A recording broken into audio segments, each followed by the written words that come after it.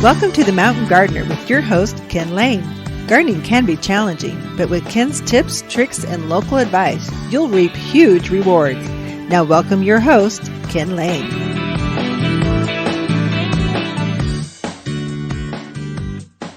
Hello and welcome to this week's edition of The Mountain Gardener. This is your host, Ken Lane. We're here talking about the landscapes of northern Arizona. And it has been wonderful to watch things grow, to set new blooms. Right now, you're seeing a shrub that's about head high, maybe a little above head high, 8 foot, ceiling height if it's really mature.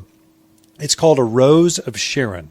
It's got a flower about 4 to 5 inches across, and it comes in white with a red center, pure white, comes in pinks, purples, blues, reds, lavenders. A host of colors, much like a rose, but it's actually not a rose. It's a hibiscus. It's a hardy hibiscus, one of the only hardy hibiscus for northern Arizona. All the other ones, let's say you folks from the Phoenix, the deserts, California, Hawaii, the tropical warmer climates, you've got that humongous flower it's a hibiscus that's bigger than the size of your hand. It's ginormous. That particular one will grow up here, but it freezes out in the winter, so it would be considered an annual. Blooms like crazy for now, and then come winter, the roots freeze out and it doesn't come back. The Rose of Sharon, though, is hardy. I think it's rated down to minus 40 degrees. Even at the highest elevations, above Williams, Flagstaff, the White Mountains, you folks, you can grow this Rose of Sharon, and you can count on it to bloom every summer. It's just bulletproof. And so that's one that you really do want to plant now during the summer. You want to plant it when you can see it in bloom, when it's showing off, because it's happiest in the summer, warm soils, warm days, warm nights. A lot of folks want to plant those midwinter when it's dormant. And that's when the book tells you to plant it. That's when it says, it's the best time. But I find your success rate actually goes up if you plant it while the soil is warm. What happens is you can plant it when it's dormant. And generally speaking, that's a good time. That's when you plant your lilacs and forsythia, quince, and all those azaleas, rhododendrons. You plant those dormant spring bloomers, and they like the coolness. They like to bloom when it's frosty and snowy out, but not so much with your summer bloomers. That would be your desert willows, crepe myrtles, catalpas, Rose of Sharons. Those guys, they don't like the cold, wet, moist roots of spring. They like a soil that's very warm. So many times what will happen, they'll plant that for you in the spring. Let's say we come out and install that for you. And we'll be glad to do it. We'll have some choices. We'll have some of those summer bloomers available in the spring. But what happens is you can get some heavy snows. Those snows slowly melt. They get the soil so that it's soggy wet. Now it's cold at night. And this plant stays too wet, too soggy, too long, too cold. And it's going, I'm checking out. That's it. And so it wakes up really late. It's blooms late. If you simply wait to plant the summer bloomers while it's still warm, while it's right now, while the monsoons are happening through about Thanksgiving, the soil will stay warm. Things will continue to root really through the end of the year, especially for you folks that are at, let's say, Cordes Junction, Sedona, Camp Verde, Cottonwood, I'd say Prescott Valley, all the way up to that mid 5,500 foot level. Those plants will root to the end of the year. Okay, the higher elevations, the peaks, the Highland Pines, your Williams, the Munns Park, the Pine Top Lakeside, Greer, those the higher elevations. You folks, it just cools off maybe a month or two earlier. So by the end of Thanksgiving, let's say, the soil stays warm. But by then it starts to get cool. See, now through at least Thanksgiving for all elevations, the higher mountains of Arizona, great time to plant a new Rose of Sharon, Crepe Myrtles, any of the euonymus, your evergreens, Nandinas, spruce, pine, fir, do really well with planting now. But the showstoppers are going to be, there's two things people are coming in for right now. It's Rose of Sharon. They come in going, what's that flower? What is it? I want to know. I want one. They come in tree form and shrub form, the Rose of Sharon. Both do exceptionally well here. The tree will be, it gets up, not very tall, very short. I would say no more than 10 feet by about 8 foot wide. So it's a beautiful accent tree. Or the most popular, most common, and most affordable, really, is the shrub form. Again, the shrub will be about just a bit taller than you and I, and a bit wider. So call it 8 by 5 foot wide. And it's a deciduous tree. It's got a beautiful fall color to it. Fall foliage is like aspen gold on your Rose of Sharon. All colors, aspen gold. And then it goes dormant. It will go to sleep, drop its foliage, wake up about sometime in May, form its buds all until right now, and then it just erupts with foliage. I've had a Rose of Sharon loaded so heavy with flowers, if fertilized right, it can be so heavy it will almost fall over because of the flower buds. It's that it produces that many flowers. It's crazy. Nothing's like it. The other one people are coming in for, that's a little more finicky, is the Crepe Myrtle. I'd say Crepe Myrtle, I would say at the higher elevations, probably not ideal. I would say above 6,000 foot level, let's get you into something that's a little hardier. But at that 6,000 foot and below level, Crepe Myrtles are wonderful. Now, not all Crepe Myrtles are created equal. Some at that variety of plants, some of them are more tender than others.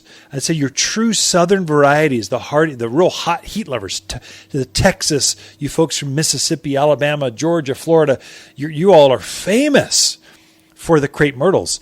Not all of those varieties will grow here. Some will. We probably have, 5, 6, maybe 8 varieties here at the Garden Center. I truly don't know. There's a lot of them. But we curate out of all the choices, out of the 100+ choices of Crepe Myrtles, we have less than 10 varieties. We're trying to get the ones that winter over here, that have the hardier rootstock, that will take that cold extremes of warm days, cold nights that messes up some of those plants. We've got those varieties. Unfortunately, we don't have a tree variety. Those are the ones that are really the southern gardeners that say they retired here to Arizona, and they're from the Midwest and South where they were famous for their Crepe Myrtles. The tree forms are really dicey here. I would say probably not worth investing trying one. We don't even sell them here at the Garden Center, here at Waters at least, because they're just, half of them will die. They're just so not consistent.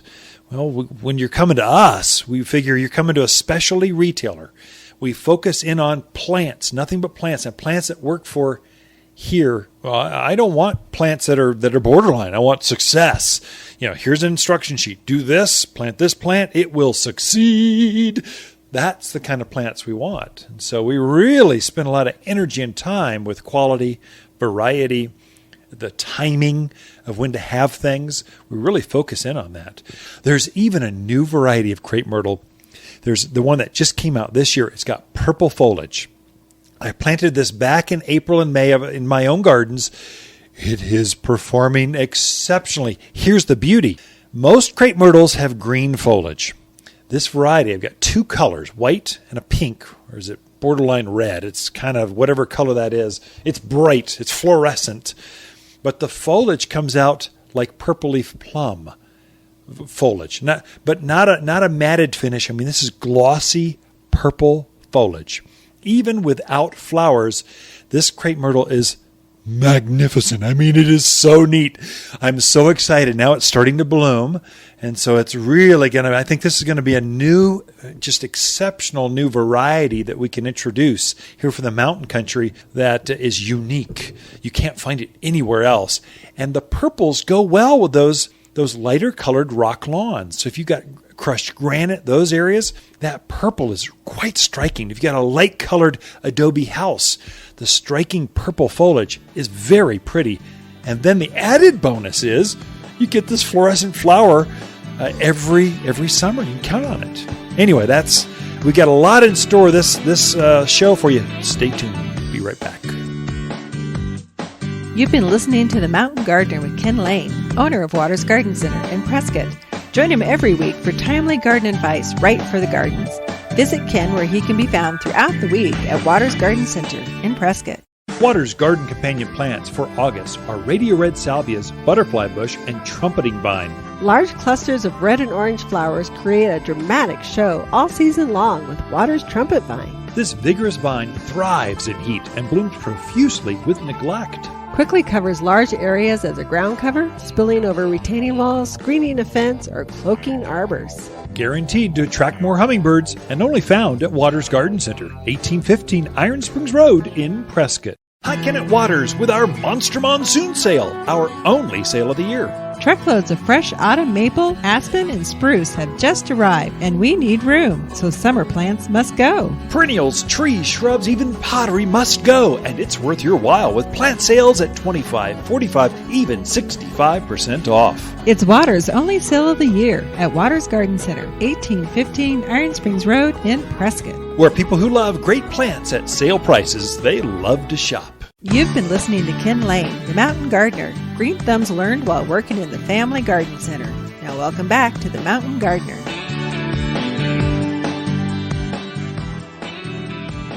All right, so we are back with Lisa Waterslane in the studio. She comes each week with your garden questions. Just what are your neighbors? What's happening in other gardens? And it's probably going to migrate over. It's either in your yard, you just don't know it yet, or it's about to be there. It's worthy of sharing that just from your neighbors. So welcome to the studio, Lisa. Thank you. Yeah. Good to be back. Sorry. Had to step up to the microphone. There you go. I love it when you're just stepping back and admiring me on the microphones, over the airwaves. Usually I'm just waiting for a chance to talk. Yeah, that sounds like me. Anyway. Anyway, this is gardening just in northern Arizona. Mm-hmm. It's broadcast from Kingman to the White Mountains, Flagstaff, all the way down to Sedona and obviously Prescott Valley, Chino Valley. But and all of us are the same gardens. So grasshoppers might hit Prescott Valley first, and they're bigger. But the ones up in Ash Fork and Seligman are smaller and more of them.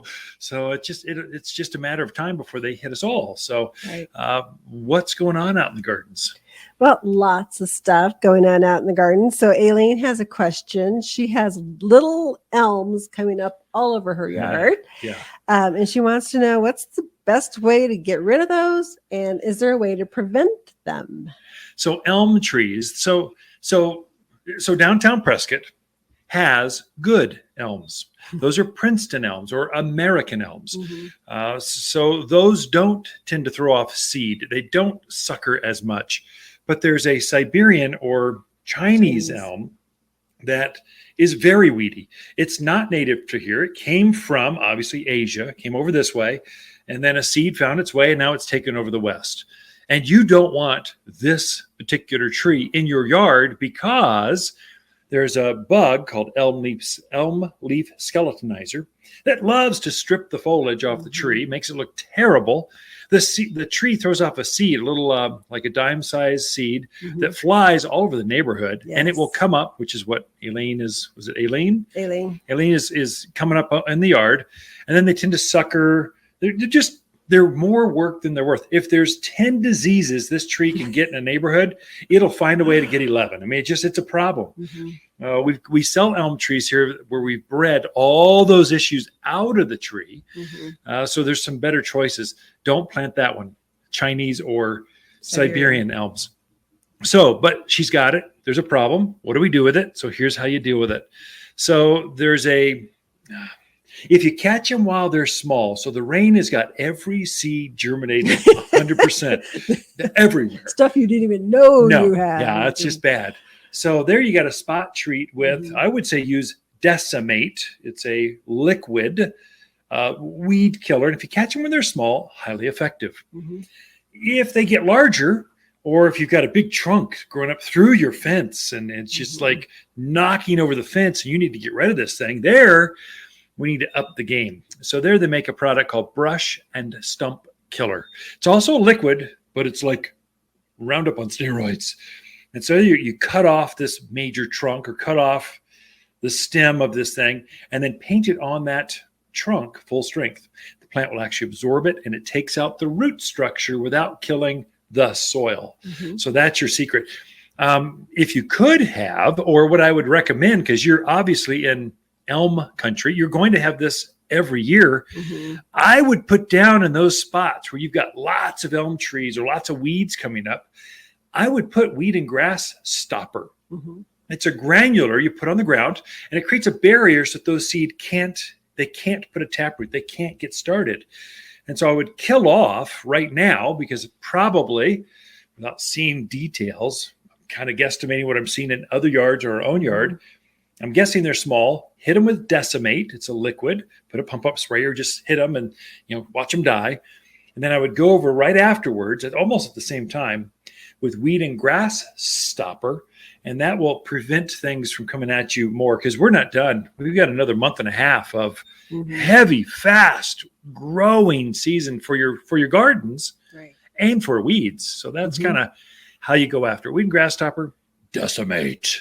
Take it all out. Yeah. Okay.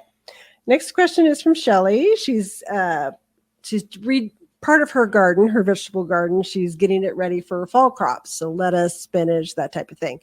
She wants to know, should she add more mulch and manure into those empty beds to get them ready? Yeah. So you always want to add some freshness. So if you heavily planted last April, May, those are all the summer crops, tomatoes, peppers, squash, all those, and they are starting to fade. Some are like our tomatoes are going nuts. I mean, they're so big and heavily laden with tomatoes. They're falling over. They're just aggressively growing. They're loving this rain. So, but as things fade, or let's say they got powdery mildew and you don't want to fight it anymore, pull them out and you can free up space for your fall and winter crops. These are broccoli. These are things that you're harvesting the foliage or the flower, like broccoli, cauliflower, Brussels sprouts, lettuce, spinach, kale. I mean, there's so many that do really well. Free up some space. What I try to do is when I'm digging that plant up, getting some space, I try to get some of that soil underneath it so I can pull it off to the side so I can add some freshness. Those plants actually use up the nutrients, the beneficials in the soil, and your soil can quickly become less productive, less vigor, less. So you want to add some freshness. Yes. You might even want to add a little manure. Kind of if you're clearing out an entire row of beans and you're about to put your peas in, I would pull all the beans out that you've kind of harvested already. I would add some manure in there and just let it sit for maybe the next rainstorm, which is like tonight. And then I'd start plugging my beans in or my peas in, and they'll just come up right away. And peas you can harvest into November. So lots of good choices. We really have 3 seasons here. Spring, which is March, April, first part of May. It's still chilly, still frosty. This is where your leafy things, your spinach, what we were just talking about. Then it's your summer crops, your tomatoes, things you're harvesting the fruit. That's pumpkins and tomatoes and cucumbers, eggplants. They love the summer. And then we've got another fall season, another spring season in the fall, because we're so mild. You can almost harvest 10 months out of the year at any of the elevations that we're at. So really good choice for planting. All right. Next question is from Jonathan out in Chino. Wants to know, how can you tell if your apples and pears are ready to pick? And then also can you pick them early and store them to protect them from birds and that type of thing? Yeah. So yes, you can do all that, but the best flavor comes when you leave it that last week on the vine. That's when all the sugars, the carbohydrates really load up on the fruit. The reason you're growing backyard fruit is so you can have the best tasting. And so if you pick them early and ripen them in your root cellar or whatever, well, that's what the grocery stores do while they're shipping them 2,000 miles across the country to your grocery store. And you can do that, but they'll taste better if you let them ripen on the tree. Here's a little tricks for that. Don't let the birds get to them. Don't let the birds eat them. And, some folks have said, like red apples, hang a red Christmas ornament in the trees. Takes them out. If they start pecking at it, going, these apples are terrible. And you trick them into not wanting to do that. I don't know how many it takes for a really big tree, but a smaller tree, not so much. Bird tape. works really, really effective. It's this glimmering red to silver tape that kind of spooks them. So there's some tricks to that. Yeah. What was this other question? How do you tell if it is ripe? So when do you start harvesting? Yeah, pick one off and try it. If it tastes good, it's ready. If it doesn't, not quite ready. More than likely, your apples and pears, really, they're more late summer fall crops. They fake you out. They tease you to wanting to pick one, but leave them on the vine, on the tree till later, probably. But we are starting to see some of the earliest apples come off the trees now, and they'll continue depending on what variety. So like Granny Smiths are some of the last. You'll be picking those well into October. Right. So it just depends on the variety. But pick one off, try one. If you see any spotting or any kind of dot on that apple or pear, don't bite into it. Cut it with a knife because it might be a worm inside. Just kind of watch that one. Okay, yeah. Good advice. Good questions this week. Ken and Lisa Lane, the Mountain Gardeners. Be right back after this. You're listening to Ken Lane, a.k.a. the Mountain Gardener. Ken can be found throughout the week in Prescott at Waters Garden Center.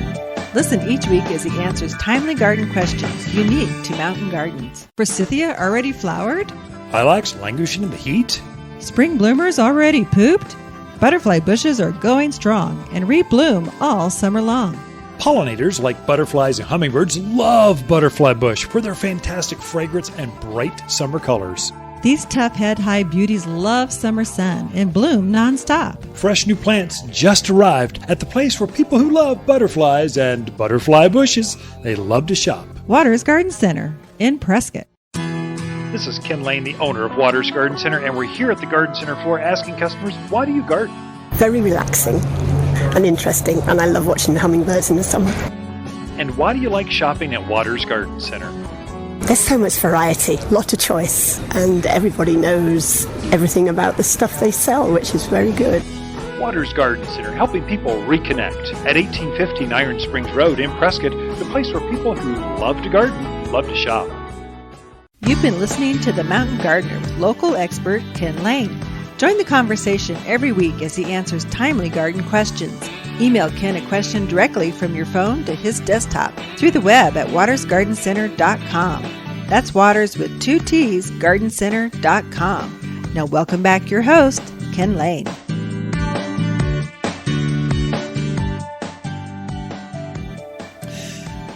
Throughout the year, I'm preaching it, folks. Please do not put plants in the ground like they do it down in the deserts. This is so hard. The Phoenix market has such an influence over the entire state. It just drives me crazy. I won't go over into all the politics and the media outlets and the news cycles, and we're unique, we're different. This is God's country up here. Why would anyone live 10 miles from the sun? I mean, just why would people live down in the deserts? It's so gorgeous up here. But that's why it's almost a secret that it's so nice, the 4-season climates, and we get some snow, but yet it's so nice during the day. It's just beautiful up here. Well, we do not put plants in the ground like you do in the deserts. We do not do, in fact, everything they preach down there. Just ignore it. It's just going to backfire on you, and this is the time of year, this is the reason that it backfires. Down in the deserts, they don't see rain, or if they do, it's such a torrent that it just floods out everything. You can't see. You got to pull over and just wait it out for 15 minutes while this one thunder cell moves on. Up here in God's country, in the mountains of Arizona, here we get lighter rains, more consistent rains. What was that? Wednesday night. It just rained, and all night long, it was just beautiful. It was pleasant, easy to sleep. In fact, I think it's more than just a sheet to sleep at night. It's starting to get a little chill in the air. It's beautiful. Down in the desert, they get less than 10 inches of rain. I think Phoenix gets 8.5 inches or something. I mean, basically no rain. Up in the mountains, we get 19 inches of rain, twice as much or more. Kind of depends on where you are on the hill, how the clouds are broken up by, let's say, Granite Mountain or San Francisco Peaks. The backside is a little drier than the front side because the clouds hit those mountains. to get up and over and around the mountains. They have to dump their rain, the weight. So they rain on the southwest side, typically, maybe west to southwest. And then they get some lift. They go over. And by the time they get over to the other side, they're lighter. So they don't have to dump any more rain. So it's typically drier on the northeast side. This is rough. It's a little, but generally speaking, you'll find the rain totals. That's how it plays out. And so you folks up in Talking Rock and that out all the way up to Williamson Valley area, you are a little drier, but you still get 15 inches of rain a year. Okay, so you get a few less. It's a lot of rain, and it hits in the monsoon seasons. So if you're treating your plants like you do in Phoenix, they're starting to die and show stress right now. Mark my words. Put this on your take a look. Do a walkabout. Check this out. You'll find your locusts will yellow and turn to just die. I just lost an arborvitae. An emerald green arborvitae, planted it this spring. It was so hot, right before that heat in June.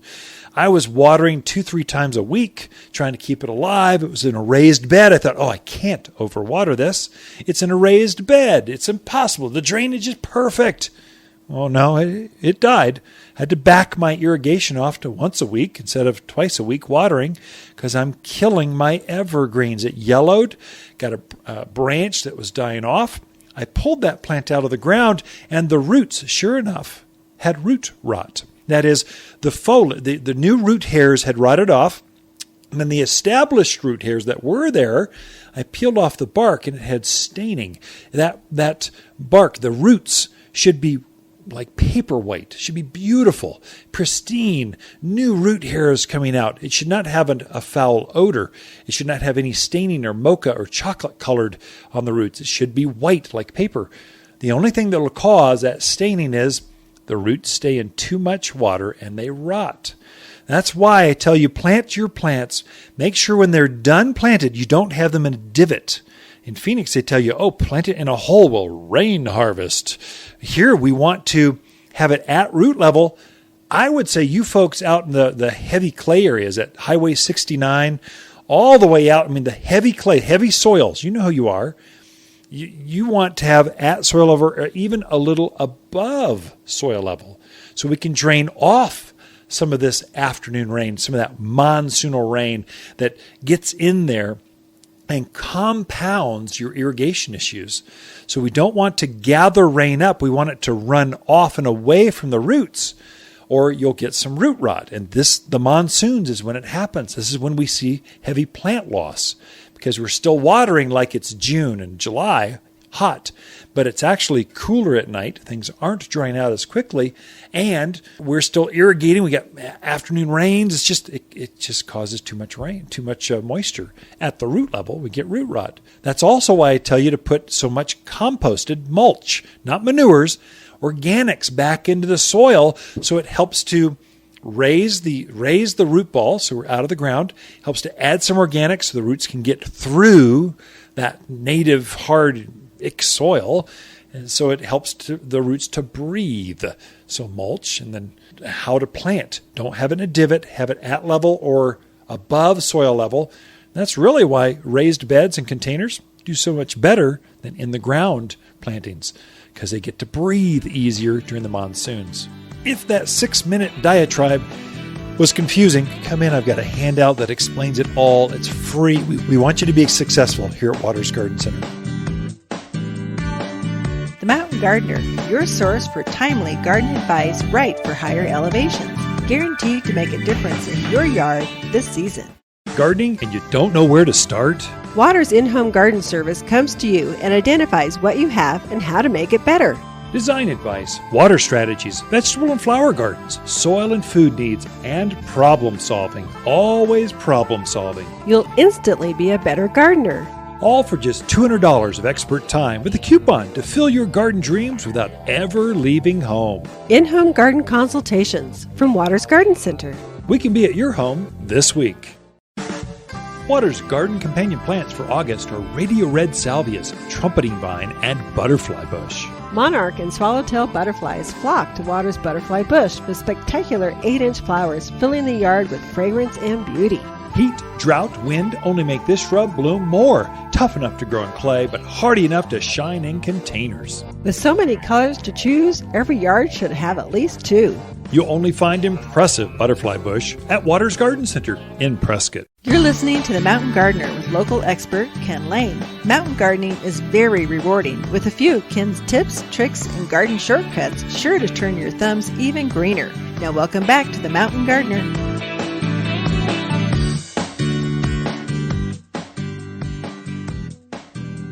Hey, and Ken and Lisa Lane back in the studio. So Lisa's my favorite gal in all the world, without doubt, for the last 40 years or so, 35, I don't know. We've been married 34 years, and I've been infatuated for 5 years before that. How about that? I wouldn't use the word infatuated, but we've known. We were college sweethearts through college, ASU, business management, and you were education. And then we got out and just said, hey, let's get married. Well, okay. Yeah. We'll go with your story. And then you had kids immediately. I mean, just like 3 months later, there we go. Well, it was longer. Just kidding. We've got 4 kids, 3 grandkids, and we love every one of them. So anyway, that's just kind of Ken and Lisa Lane.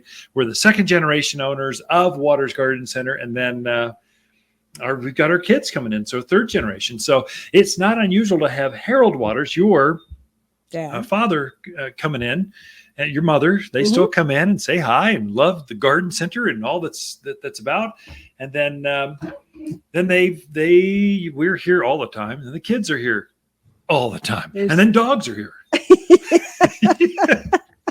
Family business. We got it covered. Yeah, you got it. So anyway, this segment, it's all for you. Just kind of get that woman's perspective, a different gardener's perspective. I think there's some value to that, and just what's on your mind, top of mind, and share with the audience and inspire them. No pressure. So last week I was talking about it being a really good time to kind of look at your yard and decide, I need some more color. I need, and I started to talk about evergreens, and as usual, we ran out of time. Yeah. So I thought this week we would talk about evergreen shrubs that are perfect for your yard. And the thing I love about evergreens, whether they bloom or not, I really don't care. To me, they're that basis, that canvas that your other flowers and your shrub, those flowering things play off of. The anchor of the gardens. So no matter what the season is, that's the anchor. And it is nice to have evergreens. And you always tell me the percentage, and I always forget. 20% should be evergreens. Should be evergreens. Yep. It's spring, summer, fall, winter. So 20, 20, 20, 20. So 20% spring, 20% summer bloomers, 20% fall color, 20% evergreens. And that last 20% should be whatever you just tickles your heart. Just plant that. That's kind of how that's 100%. Of course, a true gardener, they'll have 110%. They'll find a way to get more. Cram more in there. Right. But it's really nice to have evergreen shrubs, especially by your front door where you're going in and out of a lot. Maybe a walkway around the side of the house. Places where you're around a lot, your patios, where you're just out there. It's nice to have that anchor there that you can plant other things around. So I thought we would talk about those really nice evergreen shrubs. What is your favorite evergreen shrub? Then I'll share mine. Really? I think my favorite is the hawthorns. Indian hawthorn, really? Yeah, I like the Indian hawthorn. Yeah. And one thing I like about that is it comes in so many different sizes. You can get the ballerina that gets 2x2. The pink lady gets around 3-4. Dwarf yettas get 5-6. So it comes in such a nice variety of heights that you can use. And just that nice, heavy, kind of waxy foliage holds up so well. Drought hardy. I can't think of any bugs that really go after it either. No, they're pretty low care. Sometimes deer can eat on them a little bit, but just for a moment they're just passing through. Right. And they bloom. They bloom like crazy. Very fragrant spring flower. Few evergreens that bloom. It's a good choice. I don't know that I would pick that one, but I would go with, for myself, silverberry. I love Eleagnus. It's a native. It's got a gold leaf to it, but it's truly got a fragrant flower. It's evergreen. And once you get it up to size, you never have to care for it again. I like that. That's evergreen, true. You hardly have to bother with. Animals don't eat it. Javelina, antelope, deer, They all leave it alone. Yeah, we have 3 of those right in front of the house. I was trimming them last weekend. Yeah, grow so fast. Get up to head height. Yeah. They're a good plant for your. They are great. Very low maintenance. Another good one. So Nandinas are another one that I really like. They're again kind of some different heights within the Nandinas. The Nandina domestica gets 5-6 feet, even up to 8 head height. if you let them go. Does really nicely, but my favorite ones are the Sienna Sunrise and the Gulf Streams because you don't have to fuss with them. They're a 3x3 essentially shrub, evergreen, beautiful mix of colors in there as the new growth comes out. It has a red hue to it, really pretty in the fall. It gets the gold and the red, and it's just a really nice one out there. They're again deer resistant. Animals don't bother them, so they look beautiful. They look delicious. They've got a sap to them they just don't like. Right. So they found a defense mechanism against the vermin.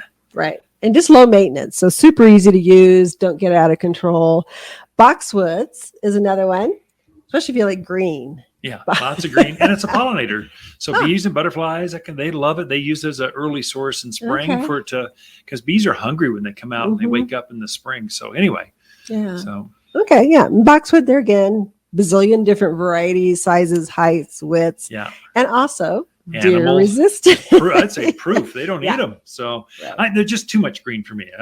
They're beautiful green blobs, but this green blob, I don't know. You know where I like to use them is in containers. Oh, well, that's probably because I'll use them as that center piece in that container, and then plant my flowers seasonally around it. And that way, I've always got my anchor there that I can change out. So down the driveway to the front door. There's different places. There's a way to really design with them. They make nice hedges too. Nice hedges.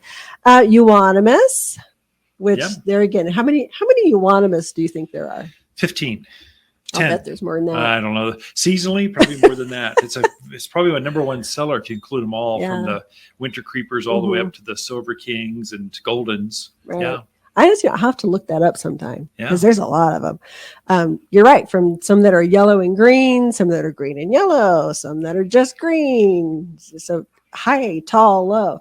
Great variety in there, and really have more of a leaf look to them. That's evergreen, so it's kind of unusual to have that. It's called a broadleaf evergreen. It can have a white flower to it, kind of pretty, and it's got a waxy leaf to it. So the wax just keeps it from perspiring, which makes it very robust in the mountains of Arizona. Really good choice. Yeah, and a couple people don't often think about, but rosemary and lavender. Yeah, and lavender. Good. Yeah. Both being nice ones. Rosemary's, there's the ground cover one. So if you're looking for some erosion control, that's a great one for that. You got the Tuscan blue, you got the Hill Hardy, just a bunch of different varieties. That's one too. Really do your homework on that. That's one, maybe come to the garden center. Don't just buy the first one you see, because there's probably, again, 50 different types of rosemaries. And not all of them are hardy at this elevation. They're all hardy down in Phoenix, but not up here. Right. So you want to get the right one, or they can die through the winter for you. Some have more antifreeze in them, so they're zone hardier. So we're only selling the ones that grow here, the barbecues, Huntington carpets, the Tuscans.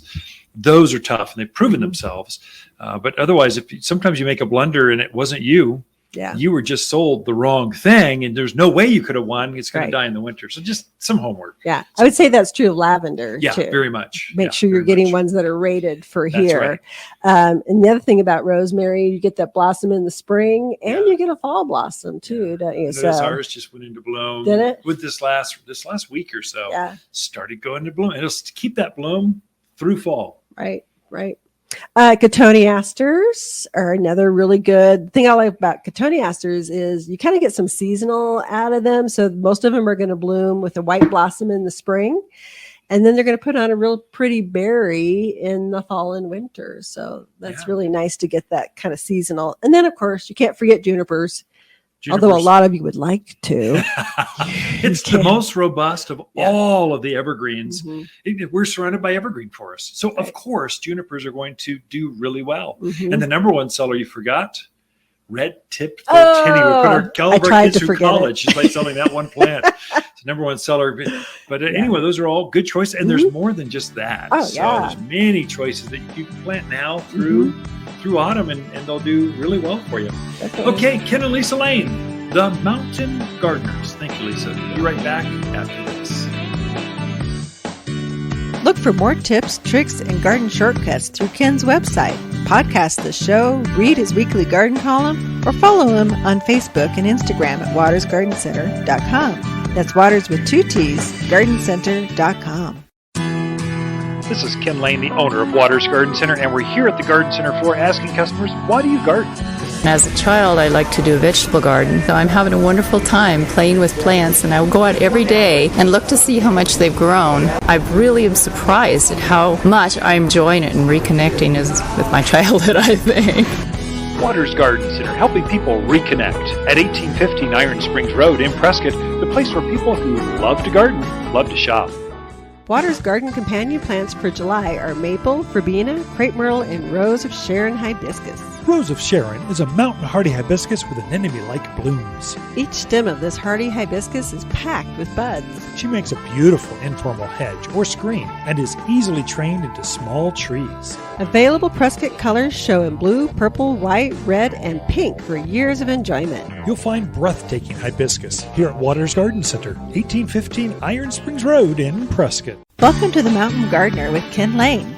Gardening in the mountains is different. Listen to Ken's tips, tricks, and garden shortcuts guaranteed to make your gardens more beautiful than ever this year. Now for better advice that works locally, welcome your host, Ken Lane.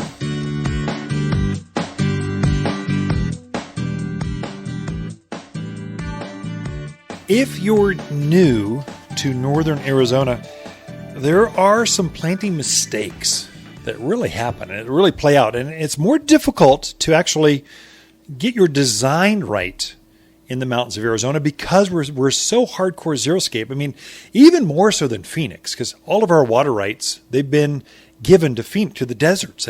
All the surface water goes to SRP and they get it all.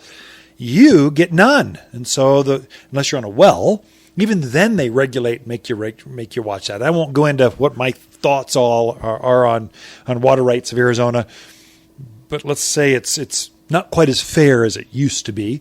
But really, we don't have lawns like the Midwest.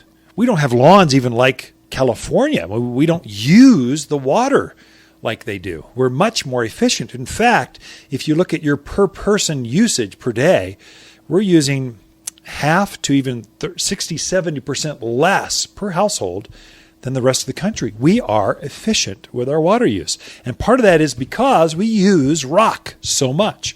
We use rock lawns in the landscape. Well, what that does for you is it's easy to get it out of proportion. You don't get your designs right. So it just doesn't feel like it did in California. It doesn't feel like that rolling hills of the Midwest. The feeling's off. The reason being is the percentage, the landscape greenery, that is your softscape to hardscape. Softscape is all the plants. Hardscapes are all the patios, driveways, decks, fences. It even goes so far as the irrigation and your night lighting. That's all considered hardscape. We want a 60-40 proportion. This is just what they teach you in design school. This is just quoting the book. 60-40. 60% of the surface area should be softscape, that is covered by plants. Now, that's a little deceiving in that a tree, all that surface area underneath a tree, that's considered part of that proportion. It goes into that design. And so the mature height of a tree will be 60-40 is what you want. Well, in the Midwest, California, even Phoenix, it's very easy because they have lawn. The lawn covers up a multitude of mistakes. Here we don't have green lawns. We have hardscape lawns. It's a dead, non-living lawn. And so it feels quickly, if you get underneath that 60-40, so let's say it's 40% plants, 60% just hardscape, all of a sudden it feels more lunar. less balanced, more sterile. Something's not less vibrant, not alive. I just don't like to be in this space. It's not as relaxing. I don't want to stroll through like I would a 60-40 if I had a little more plants to it. Let's say you bought that designer's lot. Let's say you bought the home builder, had a model home, and they overplanted it 10 years ago. You bought it because the subdivision's now played out, or you're in the home of a gardener. They've been planting for decades. You bought that house, and you're going, man, it just feels like a jungle. My goodness, what were they thinking? What's not been maintained was never. I mean, they haven't been cutting back and thinning and getting rid of some of the plants. Now we're above that 60%. Let's say it's 70 or 80% plants to your hardscape. And it feels overgrown, like you're choking, like you can't breathe. This just doesn't feel right. 60-40. That's why you want to get those proportions correct. There's a couple other things too that you really want to watch. Subsoil. We don't have topsoil. In the mountains, we hardly have any. The few inches of topsoil that we do have, that's the living, breathing material. Now, when you're planting, if you don't add organics back to your soil, it won't continue to feed and add to that living, breathing cycle of the soil. So many of you will take your subsoil and bring it to the top. Or let's say your contractor did that for you. They scraped off that little bit of topsoil and they pushed it off to the edge because it doesn't hold your footers. It doesn't put your driveway in correctly. It's more light and fluffy. It's alive. They want sterile, dead, hard, compacted soil. That's what the contractor wants. Some of you are living, trying to grow in that subsoil, dead soil, and you're wondering why you put a plant in and it doesn't grow. It just sits there, looks at you. It's been 3 years, hasn't grown once. That's because you're dealing with a subsoil that's dead. The plant won't ever grow, because it's not happy in a dead soil. It doesn't want to live in a morgue. It wants to grow out in the forest where it's alive and breathing. The soil's active. So that's one thing to watch. If your plants aren't growing, you need to make sure you plant it correctly, and then top dress and really add to the life cycle of the soil, not the plant, the soil. The obvious blunder is putting the wrong plant in the wrong place. So if you got shade plants, let's say you're used to growing hollies in the Midwest, and it says grow in full sun, Japanese maples in full sun in California. You try to bring those into full sun here at this higher elevation where sun is real. I mean, it's intense. You'll burn them. And so you can't keep the leaves from burning back. So we need to make sure you really study, where do I put that plant? So it's actually easier here in the mountains of Arizona to find sunny plants. I mean, the garden center here at Waters, we've got probably 60, 70, 80% sunny plants. There's only a few shade lovers out there. So that's one thing to watch. The other is getting out of proportion. We've already covered that. So you're getting too many plants or not enough. Or sometimes it just gets too busy. You got to take that English garden thing to an extreme. And so we kind of have some continuity and some design. It really helps. A foundational tree in the back, or we want our orchard. We want just fruit trees back here. So we line them up. We landscape that area. The other one that I think we get wrong is too much of the same thing. And I see this more from my Phoenix and California folks. They want evergreens, nothing but evergreens. Or let's say you had your landscaper who's just bidding it out by price. I want the lowest price. That's it. Okay, you're hired. And he puts nothing but red tip photinia because it's the cheapest plant to buy at the nurseries because it grows so fast. So you got this red tip photinia evergreen thing everywhere, and it feels just too much of the same thing. You need some more.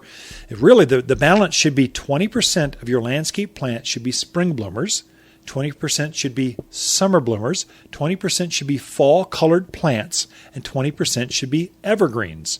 And then the last 20% should just be whatever you want that makes you happy, because I like roses. I want more roses.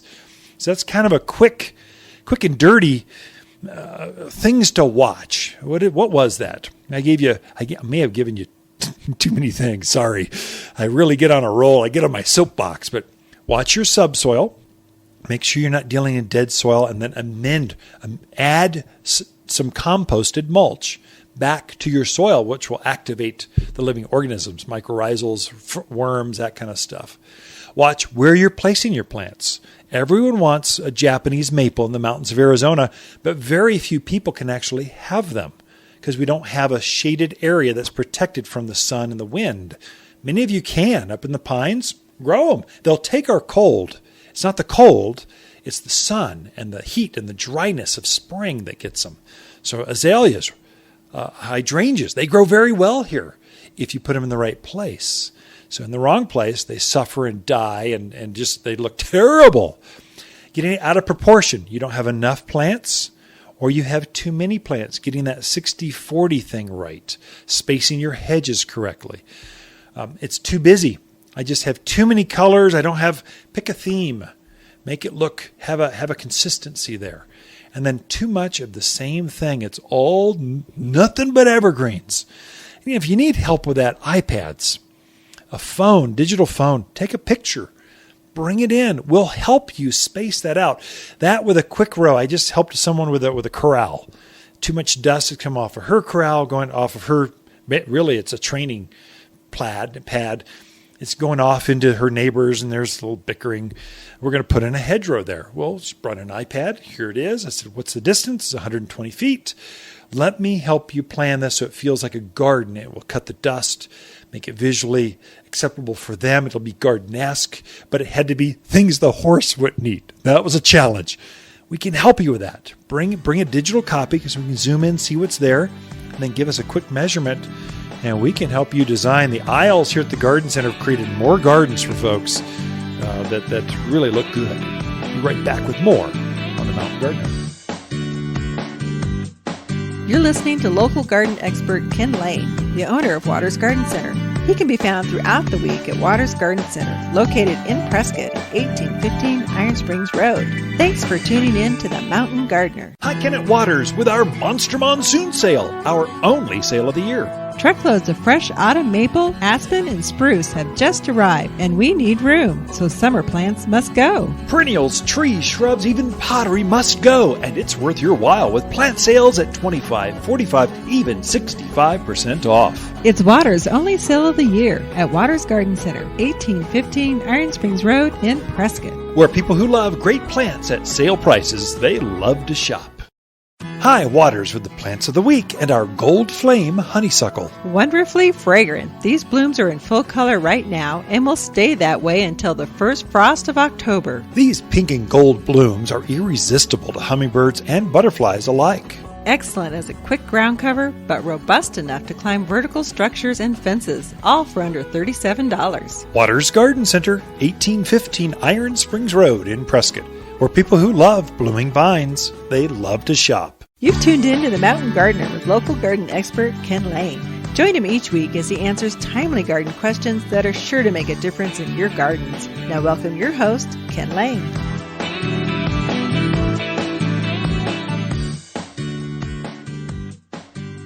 So I just got back. We took a team up, 4 of us from Waters Garden Center, took the management team up to Portland, Oregon. And we get a lot of our bigger trees, bigger evergreens from up there. So we've got some farmers, some friends we know that grow some of our plants up there. And we go up and we walk the fields, hand pick. So out of, let's say, 1,000 maple trees that grow in the field, there'll be that top 5-10%, the cream of the crop, are just over the top. You're going, oh, I can't believe they could be that pretty. Oh my gosh. Spruce, I can't believe that's a perfect tree. It's the perfect. I can't believe it grows that nice. So we'll walk and we'll actually physically tag which trees we want to put on the truck for this fall and then next spring. And then it's an eye-opener for my managers. So it creates relationships. And so that's how we got through this whole pandemic thing is we had such strong relationships, friendships with our farmers that we could call, Farmer Bob, that's not their name, up at the farm in Salem, Oregon, go, hey, I'm out of a back rye spruce. I need some more. There's any way you can send me 10 more down. I need about 6 foot tall. They go, sure, Ken, got you covered. They'll be on the truck. They'll be there for you. And you just know they're going to be top quality because they know who you are. They know what kind of store you are. And we've built this relationship. That's truly what neighborhoods, you can have neighbors, friends, colleagues alongside across the country. I mean, garden centers, this is a really small business nationally. We all know each other locally and statewide and nationally. And so we go up to build those relationships. Part of what we believe here, what Waters Garden Center stands for, this is the 10 things. We've got them all listed out. We've got verses to go with them. We've got Disney sayings to go with them. We know what character we're like. And so we go, we believe our vendors have to thrive, because if they don't thrive, we don't thrive. We need our distributors. We need that supply chain, because if we don't, we can't do it on our own. We're too small.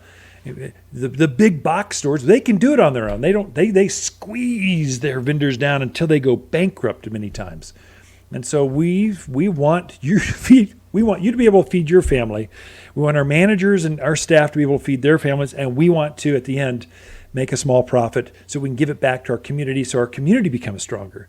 That's truly what we believe in. Whoa. Went too far. Sorry. I thought I was at my last staff meeting. Sorry. This is what we teach our employees, our staff.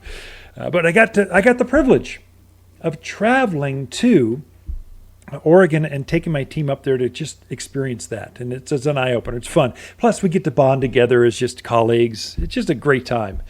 I want to reach out and just kind of say thank you to one of our sponsors, Monrovia Growers. These are a big farm, and they grow some of these. They're kind of like the Lexus or the Cadillac of the grower industry. They grow some of the finest plants in the country. And probably a quarter, 20%, I don't know what the percentage. A large percentage, you'll see Monrovia plants here at the Garden Center, because we believe in their plants. They have such nice things, consistent. And if I can take your owners to dinner, and we can go to dinner together, not your board of directors, not your chairman, not your president, I mean the owner. If we can go to dinner, you are likely to be a supplier of ours. If it's a big corporate company, we're not interested. You're supplying the box stores. Go to them. We want to have better relationships. And that's just part of it. So we want, so Monrovia Nurseries, they believe in that, and they supply us, and they sponsor the program. So thank you for doing that. So our sponsor this week is Monrovia Growers. They've got, 5 farms, one in Oregon and one in the Central Valley by Salia. So, but for Ken and Lisa, we're just gardeners here in Prescott, Arizona. We love talking to fans of the show. We're out on the floor often. Our family, we got 6 family members that work here and 3 dogs. We just love talking gardening to locals. If we can help you anyway, please visit. Hi, Ken here with the plants of the week and our pink volcano phlox. Just when spring flowers are fading, these beauties revive and show off. Your grandmother only dreamed of growing a pretty pink phlox this fine. Each flower cluster could make a bridal bouquet all by itself. This new volcano series is erupting with flowers used to accent entries and fountains, all for $15. Waters Garden Center, 1815 Iron Springs Road in Prescott. For people who love eruptions of pink flowers, they love to shop. Hi, Lisa here with the plants of the week and our lavender chiffon hibiscus. This hardy variety is one of the longest blooming, most prolific shrubs, showing off massive 4-inch lavender flowers all summer long. This stately bush likes to show off, and all for $39. But wait, there's more. These pretty shrubs come back again next year with even more stunning beauty. Waters Garden Center, 1815 Iron Springs Road in Prescott, where people who love stunning hibiscus, they love to shop. If you want a more fruitful garden, increase success in your landscape that just feels better, then tune in every week to The Mountain Gardener. Years of tips, tricks, and garden shortcuts are guaranteed to make your gardens nicer than ever. Listen to this podcast or read Ken's weekly garden column by visiting watersgardencenter.com. That's Waters with 2 T's, gardencenter.com. Thanks for tuning in.